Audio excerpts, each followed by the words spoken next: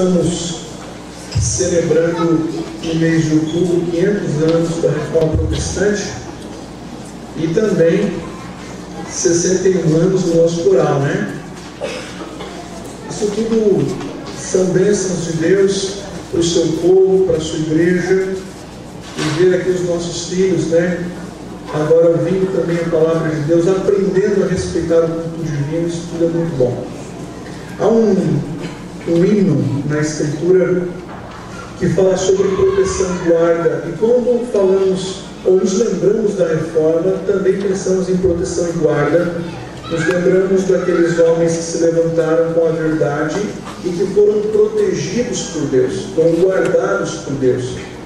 Alguns foram perseguidos, de fato, perseguidos até a morte, mas eles não perderam a fé e herdaram uma recompensa eterna. O Senhor é aquele que guarda a nossa alma. E é um salmo que fala sobre proteção e sobre guarda, e eu vou falar no início do salmo. Eu quero ver se você descobre aí qual é. Aliás, até um cântico que entoamos com esse salmo: os que confiam no Senhor são como um monte Sião, que não se abala, firme para sempre. Lembra do cântico?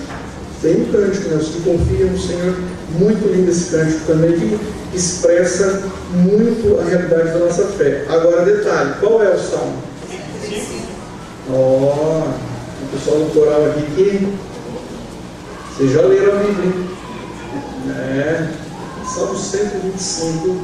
Este salmo é o sexto cântico que a gente chama de cântico de romagem, cântico que o povo entoava enquanto se dirigia a Jerusalém. O Salmo 125 é um salmo muito rico. Não se sabe em que contexto ele foi escrito, talvez naquele contexto em que o rei Ezequias estava sendo perseguido pelos assírios e houve aquele cerco a Jerusalém. Outros dizem que talvez o salmo tenha sido escrito naquele contexto de Neemias, quando ele estava ali, né, na Babilônia, servindo também como escravo, era um copeiro do rei, e o povo estava debaixo ainda de escravidão, eles estavam retornando a Jerusalém. Enfim, dizem que o salmo foi escrito num contexto de muita luta, de muita prova. Era uma situação desconcertante, desalentadora, uma situação que perturbava o povo. E naquele contexto, o salmista registra esse salmo, que serve como fonte de alento, de encorajamento para os filhos de Deus. E esse salmo então se tornou uma referência, e o povo, com o tempo, cantava o salmo enquanto subia a Jerusalém para adorar o Senhor. Aquelas caravanas, aqueles peregrinos iam cantando, e quando chegavam lá no Monte Sião, um monte que fica ao sul ali de Jerusalém, que depois Sião é identificado com Jerusalém, é identificado com o povo de Israel, enfim, mas quando eles chegavam naquele monte, eles se lembravam: aqueles que confiam no Senhor são como o monte de Sião, não se abalam, mas permanecem firmes para sempre. Vamos ler então o salmo e vamos falar um pouquinho desse povo abençoado que é o povo de Deus, e como Deus assim age na vida dos seus filhos. Vamos ler a palavra do Senhor. Diz assim a Escritura, cântico de romagem: os que confiam no Senhor são como o monte Sião, não se abala, firme para sempre. Como em redor de Jerusalém estão os montes, assim o Senhor em derredor do seu povo, desde agora e para sempre. O cetro dos ímpios não permanecerá sobre a sorte dos justos, para que o justo não estenda a mão à iniquidade. Faz-se o bem, Senhor, aos bons e aos retos de coração. Quanto aos que se desviam para sendas tortuosas, para os caminhos tortuosos, levá-los o Senhor, juntamente com os malfeitores. Paz sobre Israel. Fica bem claro aí o contraste entre o justo, entre o ímpio, entre o caminho do justo, entre o caminho do ímpio, entre o fim ou o final do justo e o final também do ímpio. Meus irmãos, quando nós pensamos na reforma, nos lembramos lá de Martinho Lutero. Aliás, falamos na semana passada pela manhã e hoje também pela manhã um pouco sobre a história desse reformador e quantas lutas ele enfrentou. E eu disse também para os irmãos que uma das fases marcantes na vida de Lutero foi quando ele teve que se esconder no castelo de um de seus amigos, que chamava Frederico Sábio. Ou ele se escondia, ou ele morria, por conta de uma ordem imperial. Qualquer um que encontrasse Lutero pela rua podia cortar sua cabeça. E Lutero então ficou escondido, praticamente foi sequestrado por esse amigo, foi um bom sequestro, e ali naquele castelo ele escreveu o hino que temos em nosso cenário, o hino Castelo Forte, no qual ele expressa que a sua proteção, a sua guarda, a sua segurança não era aquele castelo, mas era o Senhor. Ele diz: castelo forte é o Senhor. E ele viveu toda a sua vida pela fé, defendeu a palavra e não abriu mão da verdade. E o Senhor graciosamente o protegeu em toda a sua caminhada até o fim. E nós, meus irmãos, seguimos as pisaduras. Eu diria não as pisaduras exatamente de Martinho Lutero, mas seguimos as pisaduras do Senhor Jesus Cristo e de seus discípulos. A vida deste lado do céu, às vezes, é um tanto quanto tensa, há muitas perdas, há muitas lutas, nós não entendemos tudo o que acontece com a nossa vida e com a nossa família, às vezes nos frustramos e também sofremos por conta ou por causa da nossa fé. Mas esse salmo é uma fonte de encorajamento para alimentar ali a nossa alma, fortalecer a nossa esperança e nos despertar para uma vida de fé, para uma vida de fé, uma vida de confiança.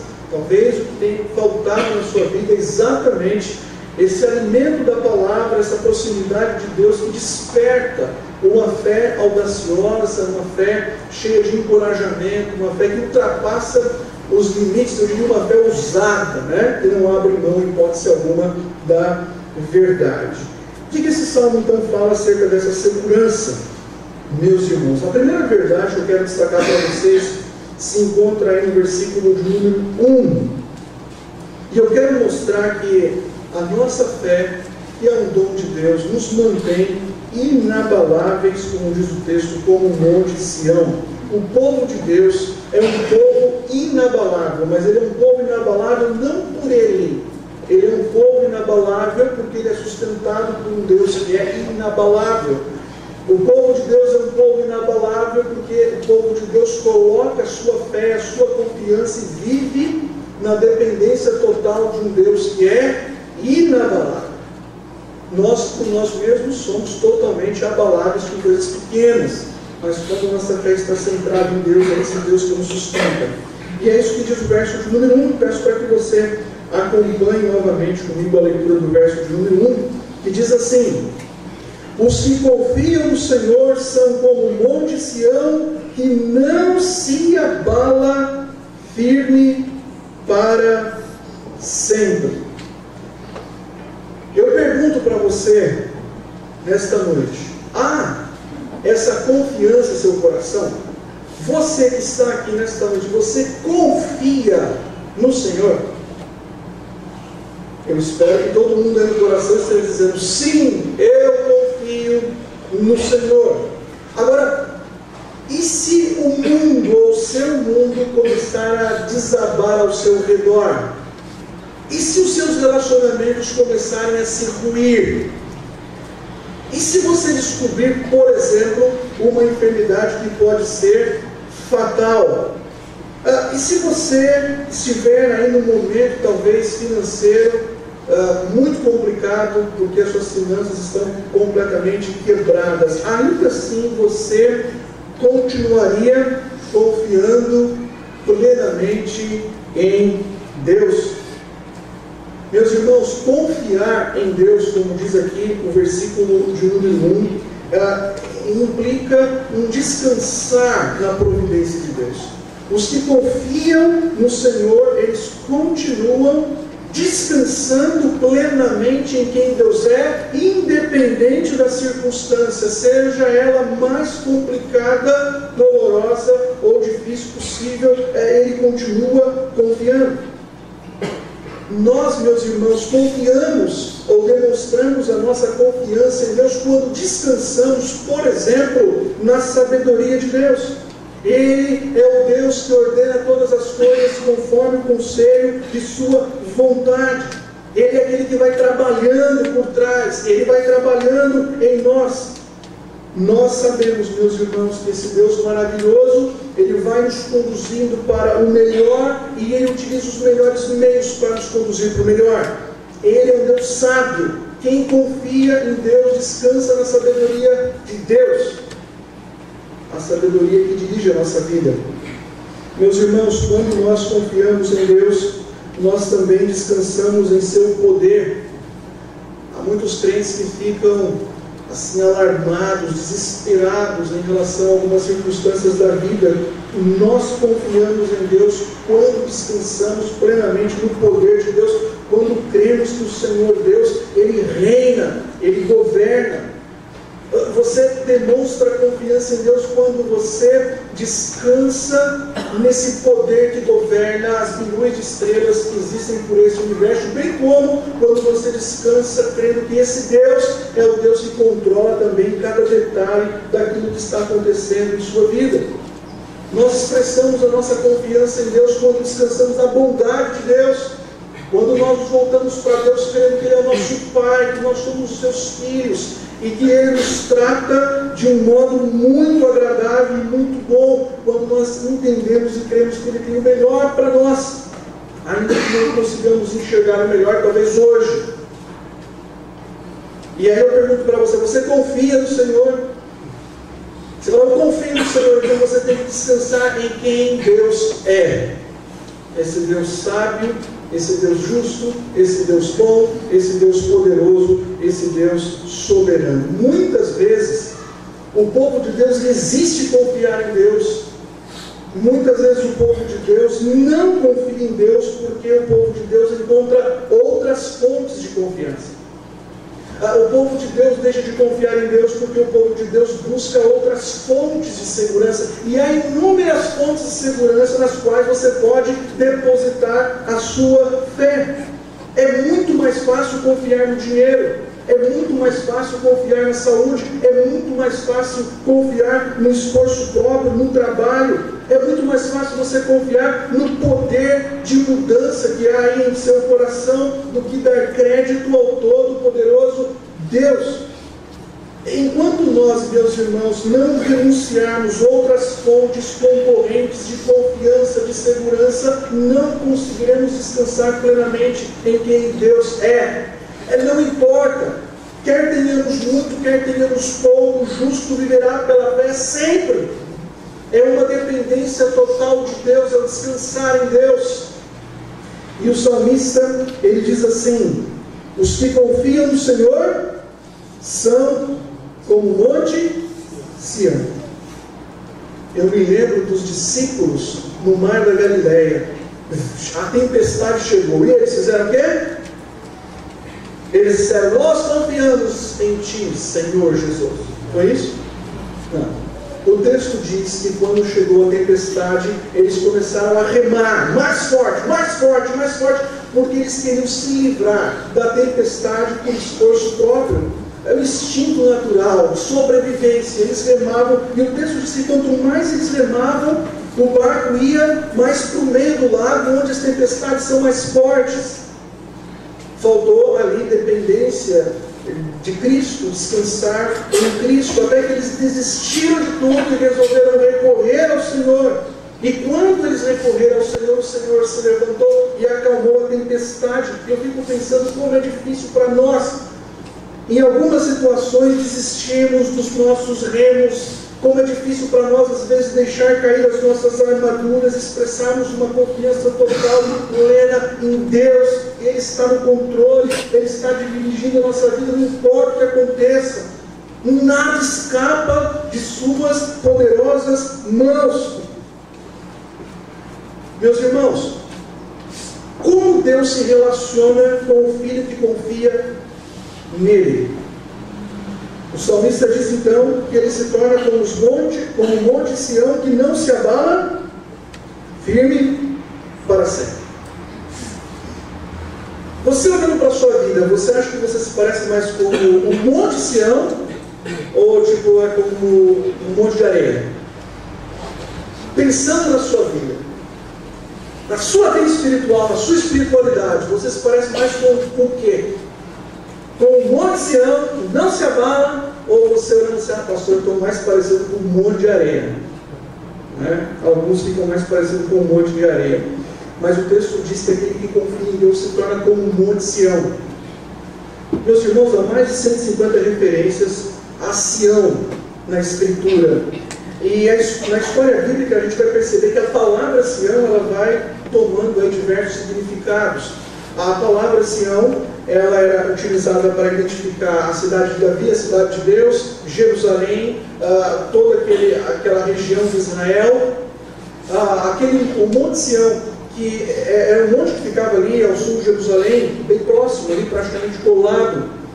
Ele vai tomando vários significados até que ele atinge um sentido espiritual, que seria a Sião espiritual, o local eterno, para onde nós vamos quando Jesus voltar. Todos nós estamos indo para Sião, né? Para um novo céu, para a nova terra. Mas quando o Salmo foi escrito, dá para imaginar aqui os peregrinos caminhando, indo para Jerusalém e passando pelo Monte Sião. E então eles cantavam e pensavam: se nós confiarmos plenamente no Senhor, seremos como esse monte que não se abala, que permanece para sempre.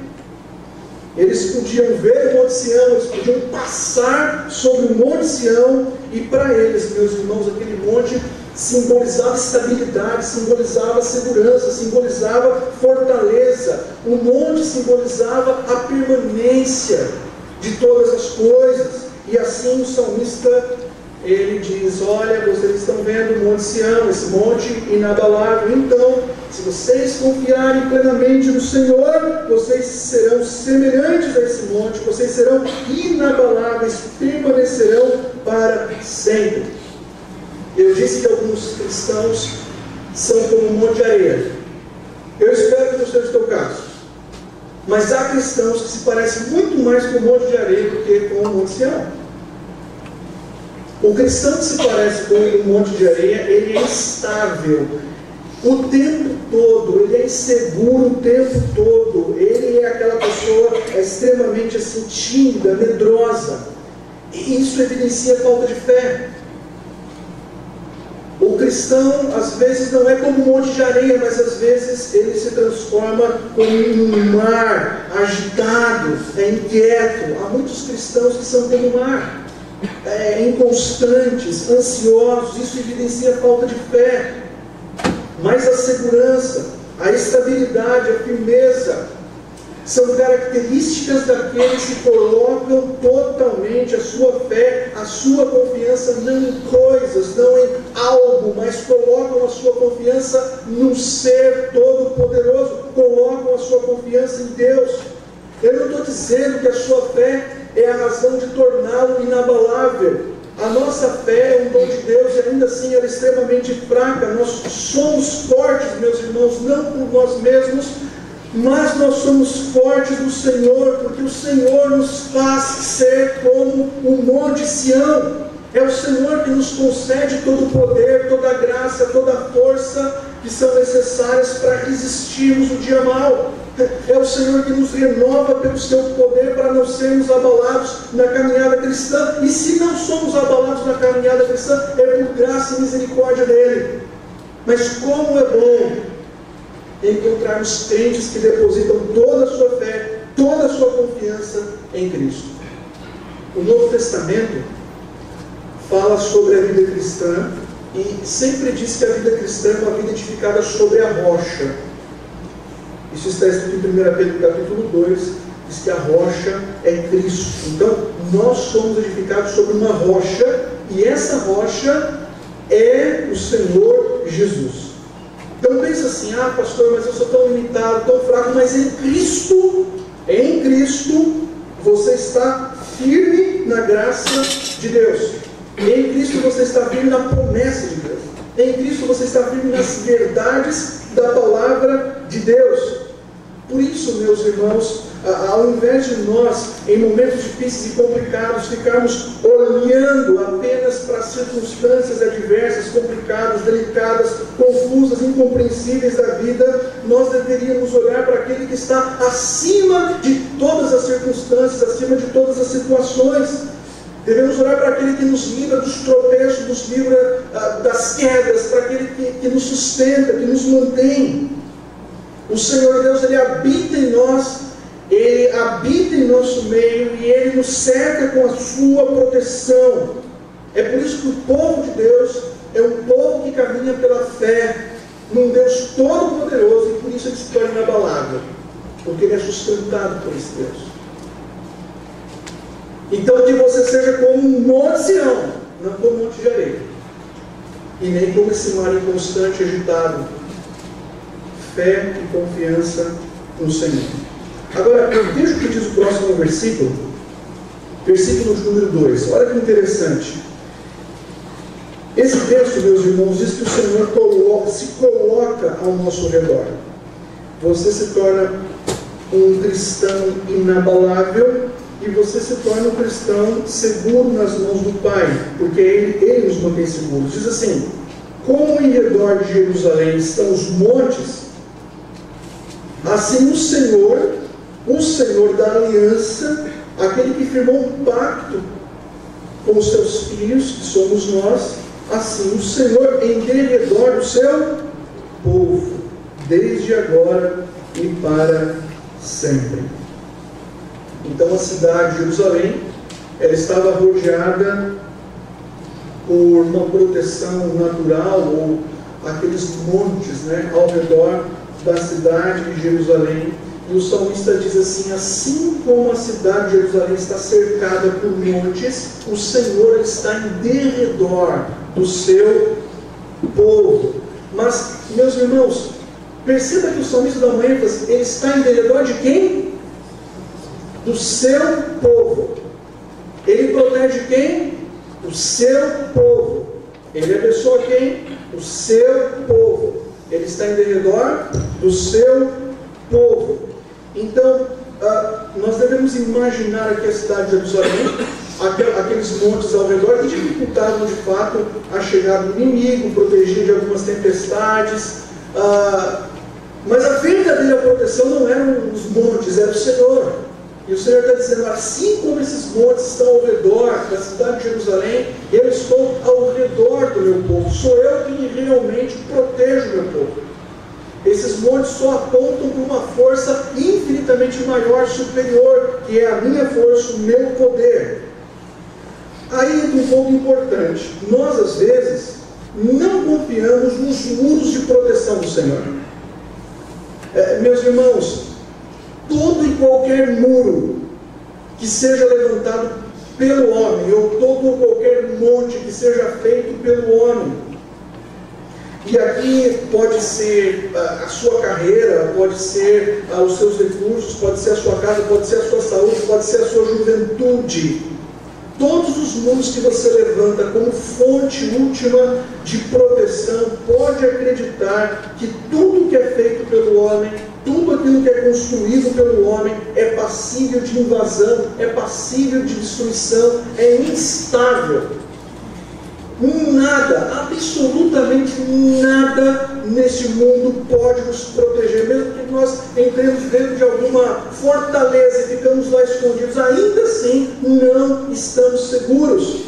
Não há, meus irmãos, segurança fora de Cristo. Não há possibilidade de segurança, de proteção eterna fora de Cristo. Por isso que todos os muros que nós levantamos, esses muros, eles podem ser traspassados, vazados. Tudo aquilo que é feito pelo homem é passível de destruição, mas nada pode, meus irmãos, nada pode transpor, nada pode destruir os muros de graça que Deus coloca ao redor do seu povo. Nada, absolutamente nada. Nós somos protegidos pela força mais poderosa deste universo, somos protegidos pela força do Senhor Deus.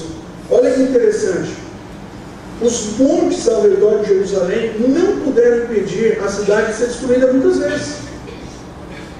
Os montes estavam ao redor de Jerusalém, mas a cidade foi destruída. Os inimigos chegaram até a cidade, levaram a cidade para o cativeiro. A gente se lembra aqui também das muralhas da China, né? Aquelas centenas de quilômetros, 8, 9 metros de altura, 5 metros de largura, as muralhas da China. E alguém olha para aquelas muralhas e pensa assim: com essas muralhas eles impediram os inimigos de entrar. Conversa, a história diz que os inimigos, eles iam varando aquelas muralhas. As muralhas não impediram a chegada e a entrada dos inimigos, meus irmãos, mas a cerca protetora de Deus é uma cerca inviolável.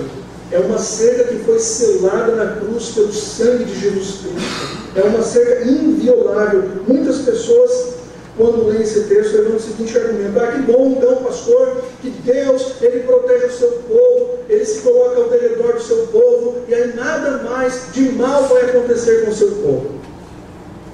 Se Deus protege o seu povo, então o seu povo não vai passar por tribulação, enfermidade, não haverá oposição, perseguição, luta, maus tratos ou tantas outras coisas.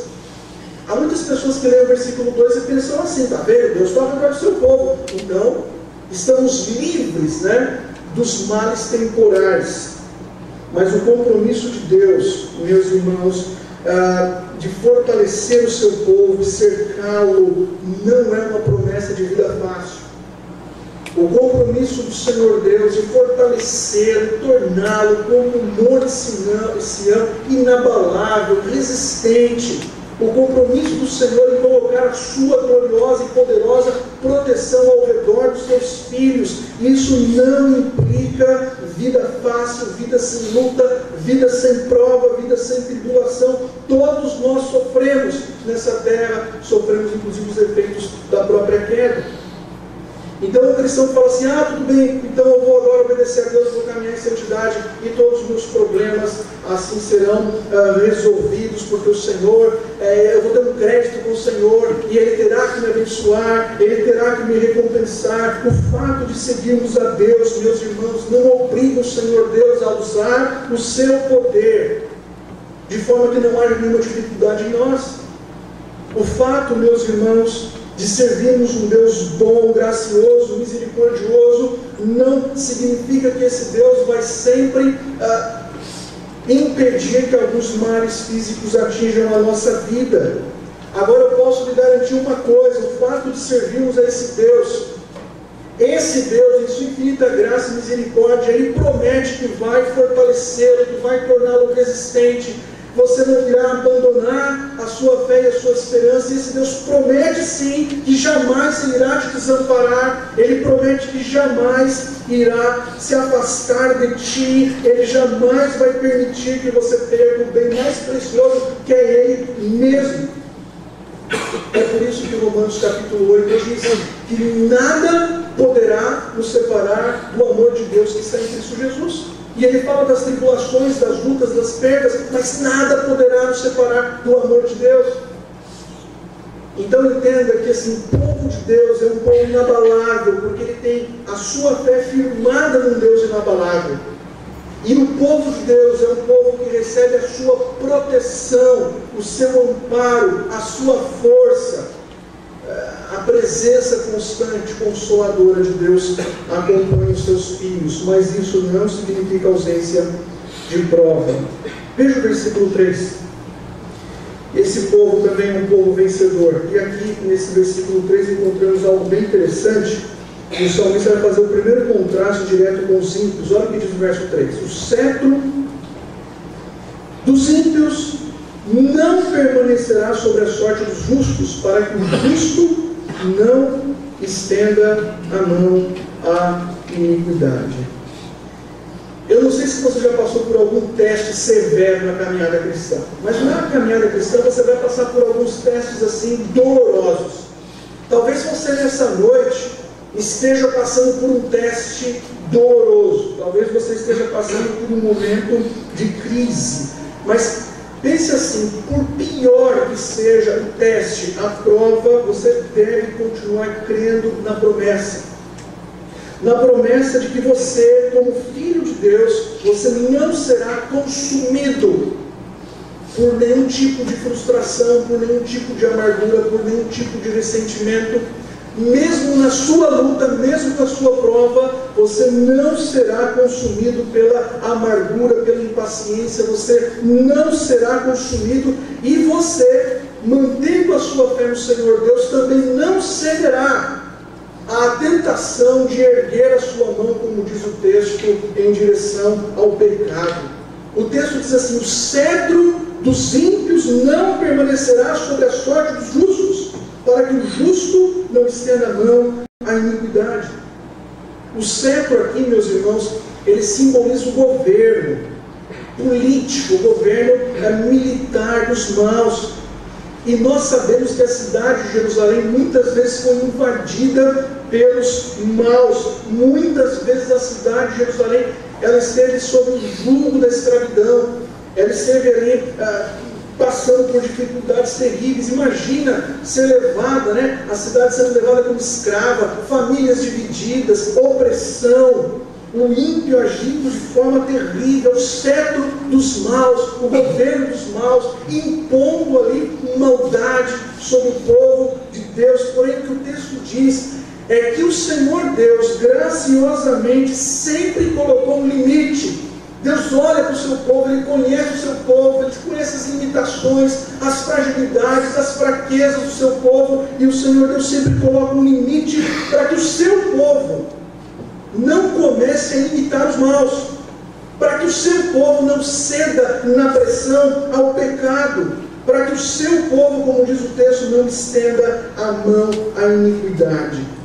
Eu fico pensando nesse texto, e aí eu me lembro, meus irmãos, do que tem acontecido em nossos dias, Porque o cetro dos ímpios, dos maus, olha, tem repousado sobre o nosso país de um modo assim assustador. Porque o cetro dos maus, e eu diria que o cetro dos maus, dos péssimos políticos, dos nossos governadores, esse cetro maligno tem atacado as famílias. Os irmãos têm visto as coisas absurdas. Esse cetro do mal tem atacado as instituições cristãs, principalmente. O cetro do mal quer que reine em nosso país a imoralidade. Meus irmãos, quanta falta de ética, quanta coisa suja. Como é terrível esse maldito jeitinho brasileiro de resolver as coisas. Isso tudo é terrível. É o cetro do mal. E o cetro do mal, às vezes, está sobre os justos. E é isso que o texto diz. Talvez você, pensando um pouquinho no seu trabalho, lá na universidade, talvez até mesmo com algum vizinho, ou olhando para o mundo, meus irmãos, nós vivemos num mundo maluco. E às vezes nós olhamos para tudo aquilo que está acontecendo no mundo, para tanta coisa ruim, e nós devemos tomar muito cuidado nesse momento para não cedermos à tentação, para não cedermos à pressão, para não imitarmos o mundo achando que porque eles fazem nós também devemos fazer, e nem para tentarmos fazer, obviamente, justiça com a própria mão, de uma forma incorreta, não conforme o Senhor Deus nos instrui, mas nós devemos olhar para a palavra de Deus, lutar pela verdade, pregar a verdade e entender que Deus, Ele não perdeu o controle de absolutamente nada, nada.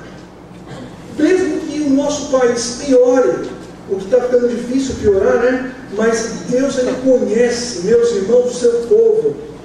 E Deus, Ele há de manter todas as coisas por causa do seu povo que ainda aqui está.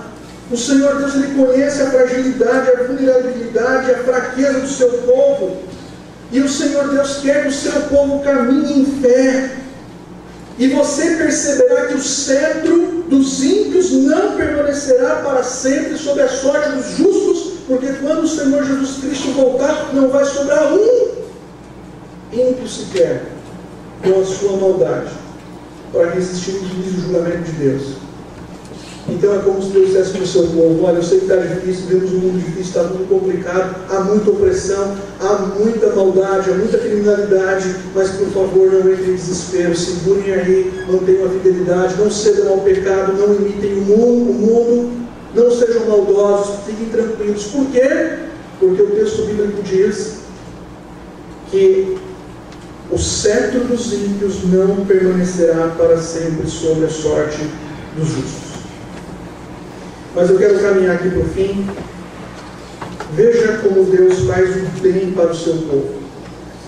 E eu diria que o povo de Deus é um povo que tem uma fé inabalável, porque tem uma fé no Deus inabalável. O povo de Deus é um povo protegido, porque ele conta com a graça da proteção espiritual de Deus em derredor. O povo de Deus é um povo que prevalece sempre, é um povo vencedor, e o povo de Deus é um povo que recebe o bem. Olha o que diz no versículo 4, e aqui é uma oração. Ele diz assim: faze o bem, Senhor, aos bons e aos retos de coração. O salmista pede para que o Senhor faça o bem aos bons e aos retos de coração. Agora, quando você ouve essa palavra aqui, né, bem, faz o bem, você pensa no quê? Faz o bem, Senhor, eu quero bem. Quando você pensa na palavra bem, o que vem aí na sua imaginação? O bem. Alguém pensa, por exemplo, no céu? Ou na eternidade? Ou, por exemplo, no perdão dos pecados? Ou talvez na esperança em Cristo? Ou no amor? Qual é o bem? Quando nós ouvimos essa palavra bem, nós já pensamos assim: ausência de sofrimento. É bem. É coisa material e terrena. Nós definimos bem, meus irmãos, muitas vezes como segurança financeira. Nós definimos bem como sonhos realizados, tipo problema resolvido. Esse é o grande bem. Por quê? Porque nós definimos o bem de acordo com os nossos desejos, não definimos o bem de acordo com as nossas necessidades. Nós pensamos em bem como aquilo que pode nos fazer felizes, não como aquilo que pode nos fazer mais santos. Nós imaginamos no bem, bem. O bem para nós são coisas visíveis, são coisas contáveis, são coisas materiais, mas o verdadeiro bem que Deus nos concede é bem espiritual, é bem eterno, é bem invisível. Enfim, o melhor bem que podemos receber, meus irmãos, não está relacionado ao conforto da carne, mas à transformação que Deus realiza em nós por meio do Santo Espírito. E aí eu fico pensando: será que o propósito de Deus é tornar todos os seus filhos do Brasil e do mundo em filhos ricos, cheios de saúde e vigor? Ou será que o propósito de Deus para a vida dos seus filhos é que o nome dele seja glorificado entre os seus filhos e os seus filhos se tornem santos e semelhantes ao Senhor Jesus Cristo? O melhor bem que Deus pode fazer na sua vida nesta noite não é resolver ou mudar a situação na qual você está passando. Talvez seja uma dificuldade, talvez seja até um problema relacional, mas o melhor bem que Deus pode fazer em sua vida nesta noite é fazer com que você, por meio dessa situação complicada, delicada, por meio dessa situação incompreensível, é fazer com que você alcance a santidade, alcance a semelhança de Jesus Cristo. Meus irmãos, é nesse bem que devemos nos agarrar. Não é o bem a curto prazo, não é o bem circunstancial, mas é o bem eterno. Fala: pastor, mas eu preciso de receber bens terrenos também, é necessário, a vida está difícil aqui na terra. É verdade. E Deus nos agracia também com os bens terrenos, Deus também nos agracia com muitos livramentos terrenos, mas nós devemos, meus irmãos, ansiar por um bem maior. E eu acho tão bonito porque o salmista, ele ora, ele fala: Senhor, abençoa com bem aqueles seus filhos que têm caminhado de forma reta, abençoe com bem. E eu, pensando em bem aqui, fico pensando, meus irmãos, naquele texto de Romanos capítulo 8, quando diz: todas as coisas cooperam para o bem daqueles que são todas as coisas cooperam para o bem daqueles que são chamados. Obrigado. Que amam a Deus, são chamados, são segundo o seu propósito. É interessante esse texto de Romanos, meus irmãos, capítulo de número 8, porque O versículo que segue diz para que sejamos conformados à imagem do seu Filho. Então, quando ele diz que todas as coisas cooperam bem para aqueles que amam a Deus, esse bem maior é a conformação à imagem do seu Filho, nosso Rei, nosso Salvador, Jesus Cristo. Mas eu queria finalizar e concluir com o versículo 5 e dizer para os irmãos que o povo de Deus é um povo cheio de esperança. Ele diz assim: quanto aos que se desviam para as sendas tortuosas, para os caminhos tortuosos, levá-los-á o Senhor juntamente com os malfeitores, paz sobre Israel. Dá para perceber o contraste, meus irmãos, entre justo e ímpio, entre aquele que serve a Deus e aquele que rejeita Deus, entre aquele que anda no caminho de Deus e aquele que se desvia por caminhos tortuosos, entre aquele que foca e mira no Senhor e aquele que ignora o Senhor. Diz o texto seguinte: o Senhor Deus, o texto, leva-nos-á o Senhor. Essa é a expressão. E o que significa isso? Que o Senhor vai fazer com que eles percam todas as coisas. Eles perderão tudo, meus irmãos. Tudo. Tudo aquilo que é agradável e satisfaz a carne no tempo presente, eles vão perder as suas possessões, os seus amigos, os seus prazeres, mas acima de tudo eles vão perder a possibilidade de desfrutar de uma vida plena de comunhão com Deus, para sofrer a ira eterna em condenação, a ira eterna do próprio Deus. Não é fácil, meus irmãos, trilharmos o caminho estreito, o caminho que conduz à vida, e olharmos para o caminho largo e vemos tantas pessoas desfrutando de uma série de coisas, mas nós devemos olhar para frente e pensar assim: nossa, aqueles que desprezam o Senhor Deus hoje, mesmo que estejam vivendo vidas tranquilas e sossegadas, e talvez esse seja o teu caso, porque você está aqui nesta noite, está vivendo a sua vida tranquila e sossegada, e você acha que está tudo bem contigo, mas não está tudo bem, e você sabe que não está tudo bem, porque o seu coração está cheio de pecado. E eu quero dizer que você não vai escapar, e você não vai escapar por ser membro dessa igreja, você não vai escapar porque um dia você professou a fé aqui da boca para fora. Você só vai escapar se você decidir de todo o seu coração colocar a sua fé, a sua confiança em Jesus Cristo, se você decidir abandonar hoje esse maldito pecado e seguir pelo caminho da verdade e da santidade. Essa é a proposta de Deus para uma vida abençoada, para uma vida protegida, para uma vida renovada. Não vire as costas, não faça pouco caso do Senhor Deus. A vida de fé, meus irmãos, pode não ser fácil, mas o futuro está do nosso lado, o futuro está ao nosso favor. Agora, a vida de incredulidade é uma vida terrível, o fim é terrível. E eu quero orar nesta noite, agradecer a Deus pela nossa vida e pedir que Deus confirme a sua palavra em nosso coração. É uma bênção pertencer ao povo de Deus, é uma bênção pertencer à igreja de Deus, é uma bênção desfrutar da proteção de Deus, saber que não importa o que aconteça conosco, estamos seguros e firmes na paz do Senhor. É a última expressão: paz sobre Israel. Nós somos o Israel de Deus, e essa paz é sinônimo de riquezas espirituais, celestiais e eternas. Peço para que você curva a sua fronte, que nós vamos falar com o nosso Deus. Eu tenho a sensação que às vezes a proximidade com aquilo que é tão belo nos faz acomodarmos em nossa fé, e de repente a gente não fica mais tão espantado com aquilo que a gente vê. Isso acontece na vida, no mundo natural. Nós temos tantas belezas ao nosso redor, mas parece que isso não nos chama tanta atenção quanto aqueles que chegam lá pela primeira vez. Mas parece também, meus irmãos, que as verdades eternas de Deus, elas vão enchendo de teias de aranha no nosso coração. As verdades eternas de Deus, de repente, passam a não fazer tanta diferença na nossa vida. O inferno já não é tão assustador assim. Vamos nos garantindo por nós mesmos. Mas em nome de Jesus, nesta noite, lembra do texto: os que confiam no Senhor são como o monte Sião. Pai, nós somos teus filhos, nós somos teu povo, nós somos a tua igreja. Eu não conheço o coração daqueles que estão aqui, mas é possível que haja pessoas aqui nesta noite incrédulas, que estão em dúvida, que ainda não se renderam a Cristo.